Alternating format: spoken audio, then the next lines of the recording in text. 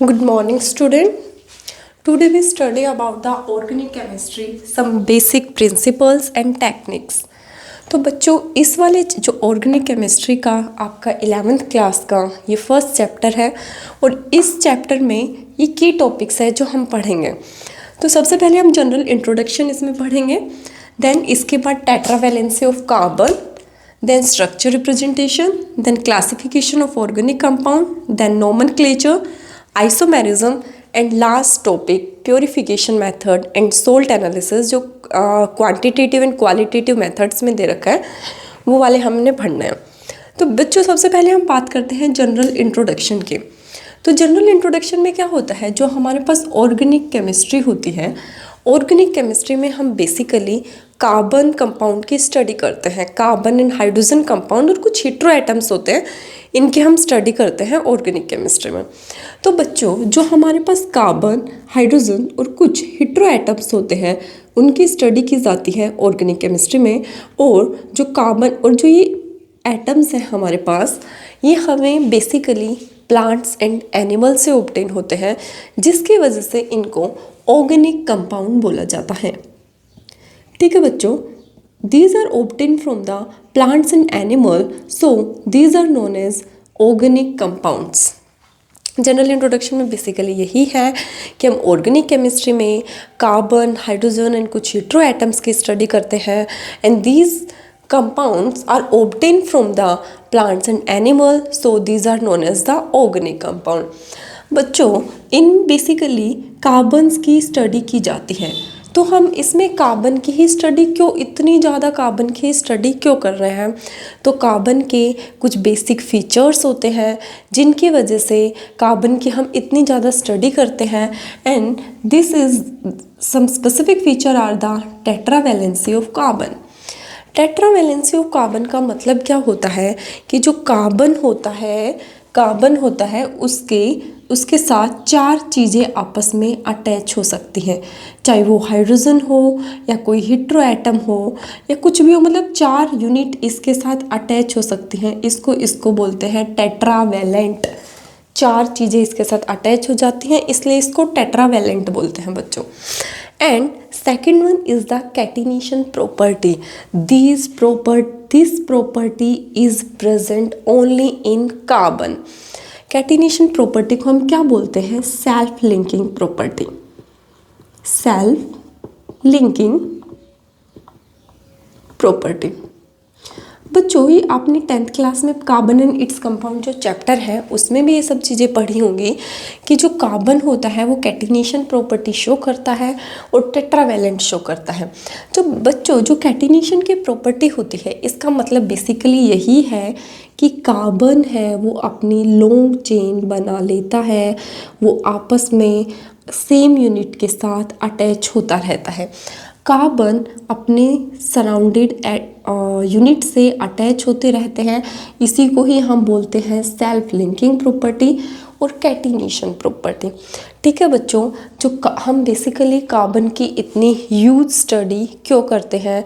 This is because it show the catenation property and as well as the tetravalent nature. बच्चों आप सबको पता होगा कार्बन का एटॉमिक नंबर होता है 6, तो हम इसको लिखेंगे 2 और 4। ये इसकी कॉन्फ़िगरेशन हो गई। तो बच्चों इसके आउटर मोस्ट में कितने इलेक्ट्रॉन हैं? 4। तो या तो ये गेन कर सकता है या ये लूज कर सकता है। Attain stability to complete on octet। तो बच्चों इसमें क्या हुआ, यदि मान लो इसने 4 इलेक्ट्रॉन गेन कर लिए, तो जैसे ही इसके पास 4 तो पहले से हैं, 4 और गेन कर लिए तो टोटल 8 तो हो गए। प्रोटॉन का नंबर सेम रहा, इलेक्ट्रॉन का नंबर ज़्यादा हो गया, तो इसमें स्टेबिलिटी लूज़ हो जाती है अनबैलेंस की वजह से। और ये लूज़ इसलिए नहीं कर सकता है क्योंकि इसमें बहुत सारी एनर्जी की रिक्वायरमेंट होती है। तो that is the reason that carbon ना तो गेन करता है ना ही लूज़ करता है। तो ये बीच का सोल्यूशन निकालेगा। अब बीच का सोल्यूशन क्या, ना तो ये गेन कर पा रहा ना ये लूज़ कर पा रहा, तो बच्चों ये क्या करेगा, अपने 4 इलेक्ट्रॉन को शेयर कर लेगा किसी दूसरी यूनिट से। तो 4 इलेक्ट्रॉन ये अपने शेयर कर ले आउटर मोस्ट के, और 4 दूसरी वाली यूनिट कर शेयर कर लेंगे। तो इस तरीके से ये अपना ऑक्टेट कंप्लीट कर लेंगे और स्टेबिलिटी को अटेन कर लेंगे। So these are the tetravalency of carbon. हम कार्बन को इसलिए यूज स्टडी करते हैं, this is because the catenation property and that will be the self linking property, and the other reason it show the tetravalent nature. Okay बच्चों, समझ आ गया। Catenation का मतलब होता है आपस में यूनिट का अटैच होना, और टेट्रावैलेंट का मतलब होता है इसमें 4 चीज़ें आपस में अटैच हो सकती हैं। ठीक है बच्चों, ये वाली चीज़ ध्यान रखना। अब हम नेक्स्ट टॉपिक पे मूव करते हैं, that will be the structural representation of organic compound. तो बच्चों इस वाले केस में हमें क्या पढ़ना है, स्ट्रक्चर रिप्रेजेंटेशन में। स्ट्रक्चर रिप्रेजेंटेशन में ऑर्गेनिक कंपाउंड में यही पढ़ना है कि हम किस तरीके से ऑर्गेनिक कंपाउंड का स्ट्रक्चर बनाते हैं, किस तरीके से इनको रिप्रेजेंट किया जाता है। तो बेसिकली जो कार्बन की चेन होती है, मतलब जो हमने यहाँ पढ़ा था कार्बन कार्बन कार्बन जो ऐसे अटैच रहती है, तो इसको हम कैसे रिप्रेजेंट करते हैं। दिस जो कार्बन की चेन है इसका रिप्रेजेंटेशन का क्या तरीका है बच्चों, that carbon chain represent in the form of the zigzag pattern. Zigzag pattern ये आपको शो कर रखा है, ये जिगजैग पैटर्न है, ठीक है। इनफाइनाइट तक लगा लो, जितने भी नंबर ऑफ कार्बन अटैच हो सकते हैं। तो कार्बन की चेन जिगजैग पैटर्न में होती है, और बच्चों इस चेन में हम हाइड्रोजन को शो, इसमें हाइड्रोजन है लेकिन इस वाले में हम हाइड्रोजन को दिखाते नहीं हैं, नोट डाउन नहीं करते हैं, ये ऐसे रिप्रेजेंट कर रखी है। तो इसका बेसिकली मतलब यही है कि इसमें हाइड्रोजन अटैच है। आप इसको पढ़ोगे कैसे, CH3 CH2 CH2 CH2 and shown. तो बच्चों इसका मतलब यही है, बट ये केमिस्ट्री में कैसे रिप्रेजेंट किए जाते हैं, स्ट्रक्चर रिप्रेजेंटेशन में carbon represent in the form of the zigzag pattern, और इसमें हम हाइड्रोजन को शो नहीं करते हैं। But in the other case यदि हिट्रो एटम दिए गए हों तो हिट्रो एटम को हम प्रॉपर नोट डाउन करते हैं। जैसे हिट्रो एटम हो गया नाइट्रोजन, ऑक्सीजन, सल्फर, क्लोरीन, कोई भी हेलोजन लगा लो, bromine, these are the hetero atom. तो बच्चों इन हिट्रो एटम्स को हम नोट डाउन करेंगे प्रॉपर, जैसे यहाँ नाइट्रोजन, ऑक्सीजन, और हिट्रो एटम के साथ यदि हाइड्रोजन आएगा तो उसको भी उसके साथ लिखा जाएगा। जैसे कार्बन की जिगजैग पैटर्न की चेन थी, वहाँ हमने हाइड्रोजन को शो नहीं किया, but in the case of hetero atom we represent the hydrogen in addition with hetero atom. तो बच्चों जहाँ भी हिट्रो एटम आएगा वहाँ साथ में हाइड्रोजन लिखा जाएगा, but in zigzag pattern of carbon we does not write hydrogen with carbon, but we easily understand that hydrogen is already attached with carbon. Okay, got it? बच्चों बहुत सिंपल चीज़ें हैं, आप एक बार ध्यान से सुनोगे आपको इजीली समझ आ जाएंगी, ठीक है। और जो केमिस्ट्री की टर्म होती है उसमें हम सिंगल बॉन्ड को रिप्रेजेंट करते हैं सिंगल लाइन से, डबल बॉन्ड को रिप्रेजेंट करते हैं डबल लाइन से, और ट्रिपल बॉन्ड को रिप्रेजेंट करते हैं ट्रिपल लाइन से, ठीक है। आई थिंक आप लोगों को समझ आ रहा है, बेसिक चीज़ें हैं, एक बार पढ़ लोगे इजीली कवर अप हो जाएंगे। बच्चों अब नेक्स्ट टॉपिक आता है degree of carbon. Degree of carbon का मतलब होता है कि कार्बन कितने कार्बन से जुड़ा है अपने सराउंडिंग। कार्बन अपने सराउंडिंग कितने कार्बन से जुड़ा है उसको डिग्री ऑफ कार्बन बोलते हैं। एग्जाम्पल से देखना बच्चों समझ आ जाएगा। Degree of carbon is carbon कितने कार्बन से जुड़ा है। जैसे कि बच्चों ये वाला एग्जाम्पल देखो, इसमें यदि पूछा जाए A, B, C, D, A carbon है, इसकी डिग्री बताओ, तो बच्चों ये वाला कार्बन कितने कार्बन से जुड़ा है ये बताओ। देखो जो ये वाला कार्बन है, ये वाला कार्बन है, ये A कार्बन से जुड़ा है, एक ही तो कार्बन है इसके साइड में, तो A कार्बन से जुड़ा है ना बच्चों। सो that will be the primary. अब जो B वाला कार्बन है, B वाला कितने कार्बन से जुड़ा है, 1, 2 and 3, so that will be the tertiary carbon. C वाला कार्बन बच्चों देखो कितने कार्बन से जुड़ा है, सिर्फ एक कार्बन से जुड़ा है इस वाले से, सो प्राइमरी कार्बन। डी वाला देखो बच्चों कितने कार्बन से जुड़ा है, देखो इससे ऊपर बढ़ो, सिर्फ एक ही कार्बन है ना, सो that will be the primary carbon. तो बच्चों यदि एक कार्बन से जुड़ा हो that will be primary carbon, दो कार्बन से जुड़ा हो that will be the secondary carbon, and तीन कार्बन से जुड़ा हो that will be the tertiary carbon, and चार कार्बन से जुड़ा हो तो क्वाटरनरी कार्बन। अब किसी बच्चों के दिमाग में आएगा कि 5 कार्बन से जुड़ा हो तो, 6 कार्बन से जुड़ा हो तो, बताओ कोई बताएगा इसका रीज़न? बच्चों हमने ऊपर ही बताया था कि कार्बन अपने साथ सिर्फ 4 यूनिट से ही अटैच हो सकता है, 4 से ज़्यादा अटैच ही नहीं हो सकता।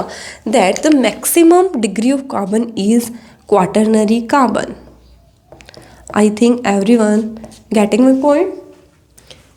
क्लियर हो गया सभी को?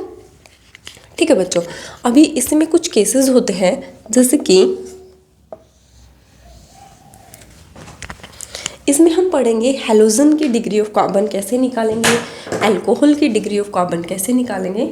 तो बच्चों जैसे हमें अल्कोहल की डिग्री ऑफ कार्बन निकालनी है तो कैसे निकालेंगे, जैसे ये वाला है, यहाँ पे OH अटैच है, तो बच्चों OH जिस कार्बन से जुड़ा है उस कार्बन की जो भी डिग्री होगी वही OH की भी डिग्री होगी। जैसे कि OH इस कार्बन से जुड़ा है, इस कार्बन की डिग्री बताओ क्या होगी, एक ही कार्बन से जुड़ा है तो इसकी प्राइमरी होगी, तो इसकी भी प्राइमरी ही होगी, प्राइमरी डिग्री होगी इसकी भी। तो जो इस कार्बन की डिग्री होगी, जो इस कार्बन की डिग्री होगी वही OH की भी होगी,